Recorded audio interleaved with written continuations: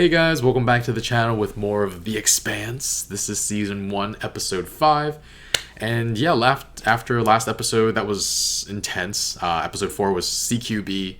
Super cool battle, space battle between the Donager and the attackers. The Donager had to blow itself up so that the attackers... It took out some of the attackers and also, I guess, protected military secrets. Though it seemed like the attackers were more technologically advanced. The people on the Martian...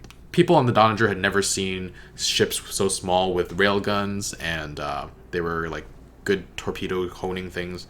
Yeah, and just all around like seemed more technologically savvy than the military faction of the solar system. So that's really interesting. Holden, Amos, Naomi, Alex, and Lopez were the only ones who escaped. I'm curious to see where they're headed. And then meanwhile, Miller found Bitico, I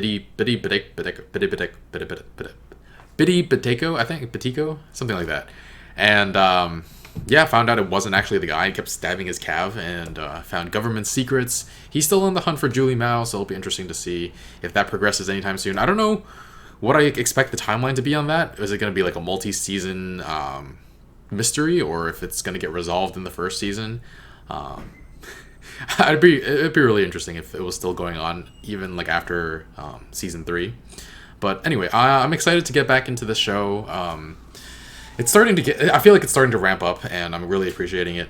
If you want to watch the full reaction, you can check out Patreon in the link in the description below. And let's get started. Wow. You're an idiot. Nice to see you too. Why is he an idiot?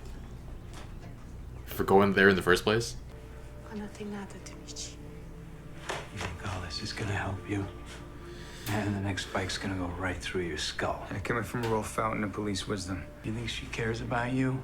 What's the name of the scumbag that paid you to lure him down to Medina so they could jam up a cop? Whoa. Passion Fonsa coming. Come on, me without my wallet. Bad. Is that blood floating around? Whose head got blown off this time? Just hold him still. The glove was just floating there. I love it.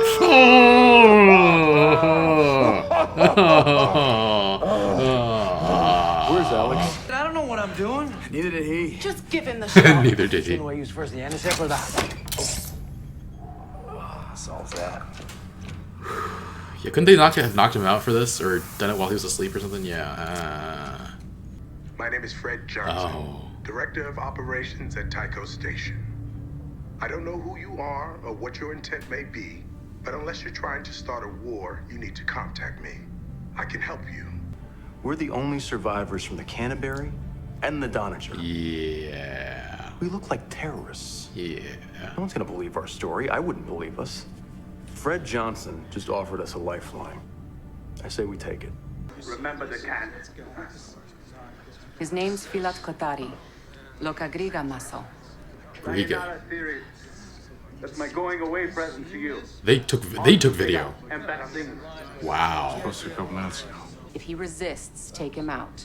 Ooh. If he runs, shoot him. And if he accidentally falls out an airlock, that's life. Yikes. Yeah, I was planning on hunting the guy down and killing him. Real slow.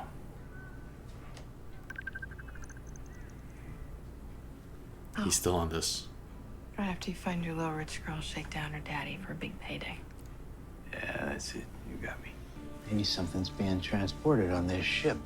I'm thinking Julie's ship was sent out to intercept it. And then, suddenly, ships start blowing up. The Canterbury, the Donager. It's gotta be connected. Maybe this is above your pay grade. Until then, I just I'll do my pathetic best. I don't think it was an attack on your capability.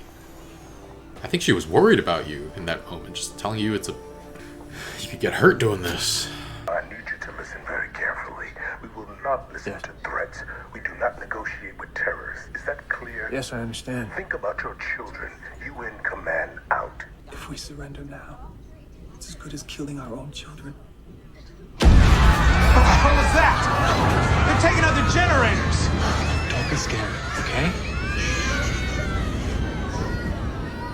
How is this connected? There's nothing to fix. You fix my leg? She's bored because she Why has got not nothing go to to fix. Tycho if we got nowhere else to go? He's like, oh my god, a real coffee. Aww. Holding cells are full of OPA deaths. Street trash and radical factions are not OPA. The piece of trash who tried to crucify him is not one of our ranks. What's worse, he's not even remorseful. How would you know that? Because as we speak, he's in an OPA safe house. He believes he's under my protection. He's giving Miller access to him? Earthers get to walk outside into the light, look up at a blue sky and see something that gives them hope. They look past that light, past that blue sky. They see the stars and they think, mine. Wow. Earthers have a home. We don't This yet. time Belters had one too. Yeah. Wow. That's convincing. And he's using the guy as a bargaining chip to get Miller on his side. Julima was one of ours. I want to find out what happened to her just as much as you do. This is fascinating. So no one outside the station knows this is happening. That's why we need to surrender. We're issuing our unconditional surrender. We're unarmed. We have women and children with us. Copy? I repeat, we surrender. Amos, get over here. Check this out. Holy shit. Protests demanding justice for lost ship Canterbury under crew gave way to violent mobs who targeted Martian. Looks like we're not the only ones who remember the can. You didn't give them names or anything, did you? No, of course not. Well, partner, it's gonna be kind of hard for you to stay anonymous now. Let me know if you want your face to look a little different.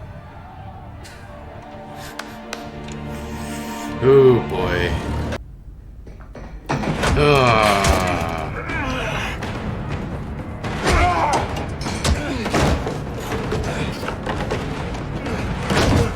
My days of giving a damn are long gone, pal. OPA throws me work from time to time. Happy to wear their tat, take their money. Happy to take Julie Mao's money too, huh? As wrong about her as I was. A tunnel collapsed, had torn open veins of cadmium, and people were dying from the vapors. After 2 days down at the aid camp, I begged Julie to get out of there, but she stayed down in the mines, breathing the same poison air as those belters, eating the same contaminated food. I never saw her shed a tear over the fact that she had to take anti-cancer meds for the rest of her life. Only time I did see her cry was these belters at a rally. I told her, "You're one of us now." Anderson A few weeks Dawes, before Anderson she shipped Station? out, she asked me to hook her up with the data broker. This guy. Where can I find him? Come on, he'd kill me if I told you. I just saw him at the morgue. He's on his way to the recycler. You want to join him? You in command, we surrender. Do you copy? No one's ready. They're not listening. What do we do? What do we do?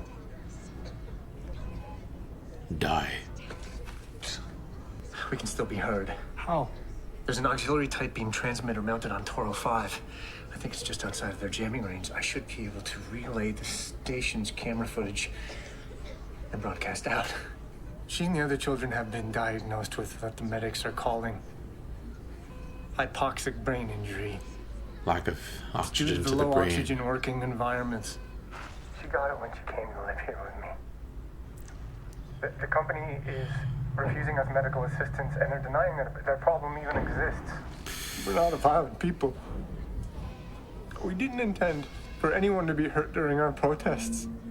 And for that, I am sorry. We just wanted to be heard for the sake of our children.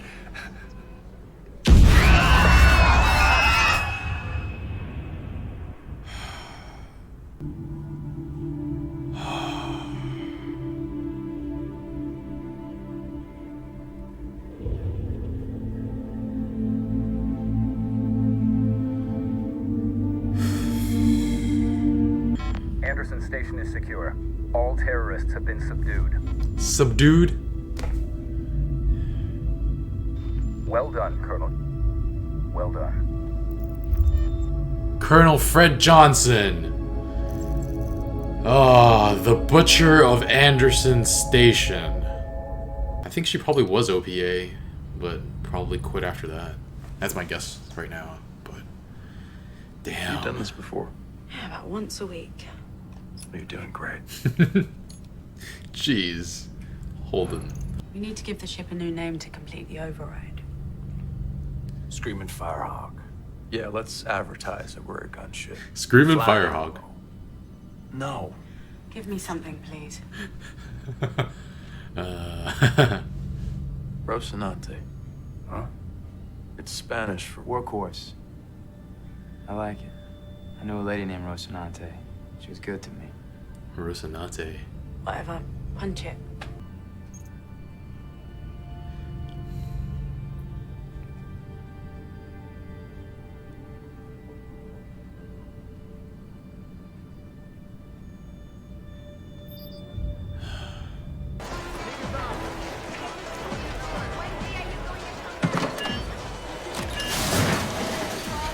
Oh. He got rid of the location of the guy who heard Havelock. Looking for a Sherpa. Sherpa. I know the term Sherpa.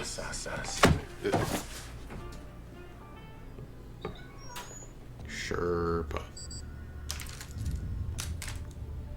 Oh, it's the member of a Himalayan people living on the borders of Nepal and Tibet. That's what I was thinking of. Okay, so nothing to do with this. What's in the foreground? Whoa. Did you find the coffee bean? Yeah, you found the coffee beans. Look how happy he is. He's like, frickin' coffee. Aww.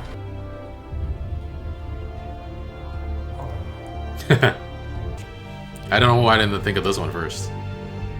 I guess because this one's a hamster and not... That one looked like a rat more. And someone steals his hat immediately. Ah, boy.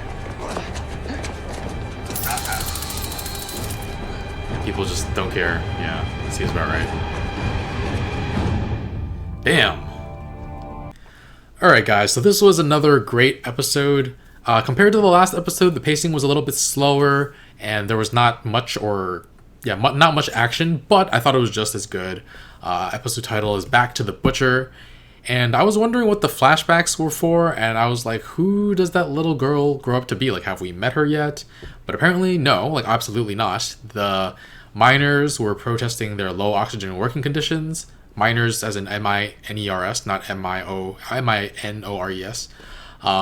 Yeah, they're causing, like, the low oxygen was causing hypoxia in their kids, which is so screwed up. And then after they offer their unconditional surrender, Fred Johnson just still, like, destroys them all and becomes the Butcher of Anderson Station. I'm a little unclear how much the people on the Canterbury know about that incident. Because Naomi says she knows people like Fred Johnson, and that's why she doesn't trust him. But then at the same time, it seemed like, I think Alex or Holden was saying that we knew what he did like 10 years ago. So I'm not completely sure how much information each person has, but it's very interesting. And now he's signaling the camp survivors to give them safe haven. Definitely don't trust him just yet, but that seems like the only real choice that they have right now. I don't know. They said that Fred Johnson could have changed, but like, I don't know. But I understand Naomi's hesitation, and Amos is fiercely loyal. Like, so he goes with her. He votes with her, even though he doesn't understand what's going on exactly.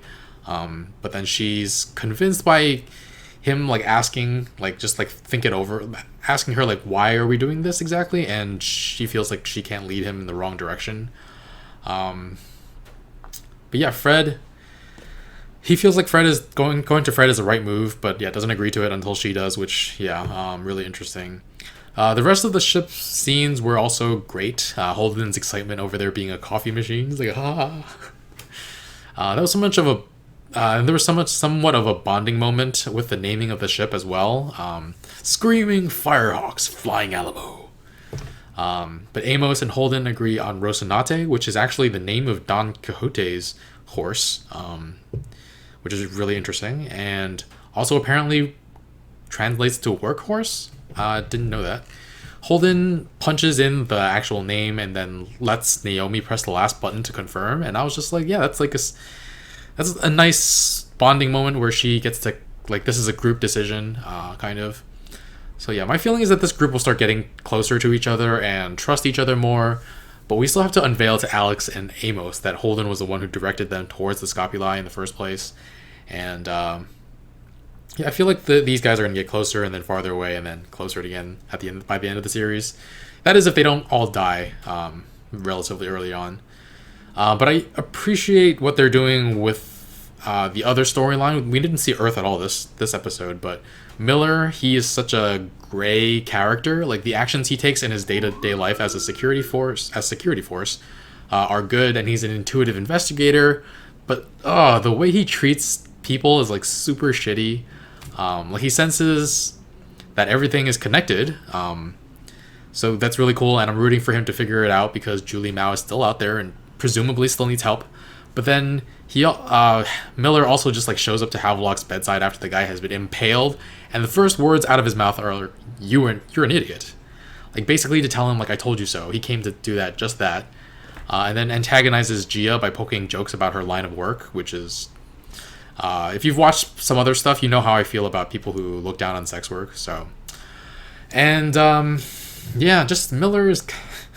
I don't like him as a person, but I like where his story is going. Speaking of Havelock, though, that medical technology, saving a guy who was impaled, like, geez. Like, I was talking about last time with life expectancy, like, it makes sense. It actually makes sense that we'll live longer if people get access to better and better treatment. The problem is, for me, the US is just in its own little bubble where people can't afford treatment, and they wind up dying because of it, so I'm, like, in another mind space. But I guess, I mean, there are still other countries in the world, obviously, and hopefully they'll continue increasing the level of medical care so that things like this on the show will be possible. But yeah, the guy who had Havelock impaled, though, Filat Kothari, apparently took video and was using that as a statement. The commander or Captain Shadid, I don't know if her title is Captain, actually. She basically authorizes his execution, which, yeah, wow. I mean, I feel like he deserves it, but, like, the police going after him is... I guess there is no other force. I don't know. It's... Yeah. I feel like that's too much power for a police station to have. Especially given the fact that these are Earthers, or Earth-run police security force looking over Belters. The power dynamic there is just uncomfortable for them to just go and kill someone they don't like. But then, yeah, Anderson Dawes comes up to Miller and offers information on Filat or Kothari to kind of get Miller on his side, saying that Belters need a home. Like, this is... The Earthers have a home, they don't take care of it. They look up at the sky, and instead of appreciating what they have, they look up at the stars and say, mine. That was such a great line. That was super convincing to me. And I do think the Belters need a home of their own and need to be able to be in control, which is what I was saying about the security force before. Being policed by someone who's... Yeah. But anyway. So he tries to get Miller on his side. My question is it a coincidence that Anderson Dawes is named, like, Anderson? Like, just like Anderson Station? I mean, in real life, there are, like, tons of people who would probably be named after, like, a big event, or big, something involved in a big event. But for a book and a show to name two things the same name, it feels like might be a connection, or maybe it's just a head fake or something. But instead of going and taking Anderson... Jesus, I just said his name. Anderson Dawes' information and going to Kothari, Miller goes instead to the guy who Julie beat up one time. And And he talks about her glowingly, like about how she fought for Belters. And I really hope she's going to be okay. Like that story about how she didn't cry even when she knew she was going to have to take cancer medication for the rest of her life. But the only time she cried was when the Belters said that you're one of us. I mean, wow. Yeah, definitely hope she's going to be okay. Yeah. She just seems like a cool character, and we've seen basically nothing of her since the very first episode. And Miller is able to find out where Bitty Batico worked, and he sees his hamster, like, and the insides of it, and that leads him back to Julie Mao with her hamster. I actually didn't see it closely at my first closely enough in Bitty Batico's place. I thought it was a rat, so the first thought that came to mind was the same rat, like aboard the Canterbury. Like, was that somehow being used as a spy of some sort? But that seems unlikely now that everything's blown up and it's been a while. And yeah, I guess it was a hamster, and then Julie Mao is a hamster as well. So Miller puts that in his hat. Curious to see what's on that drive, but I was just like, I was jokingly saying like he's gonna get his hat stolen right away. Instead, they just take him, and like a whole bunch of people just take, like 2 people just take him off the streets. And nobody seems to care. They're just like, oh yeah, okay, somebody's getting tasered, no big deal. Which is very true to form for human beings. Anyway, I definitely feel like the show is getting on a roll. Really appreciate all the politics and connections to real life that I can think of. Makes you think a lot, the show. And I'm going to give it an 8.0, just like last episode. Looking forward to see how this show continues to grow. And we're halfway through the first season already. I just realized. But yeah, thanks for watching. If you want to check out the full reaction, you can check out Patreon in the link in the description below. The next episode is already up there as well. And be sure to like, comment, share, subscribe, and I'll see you guys next time.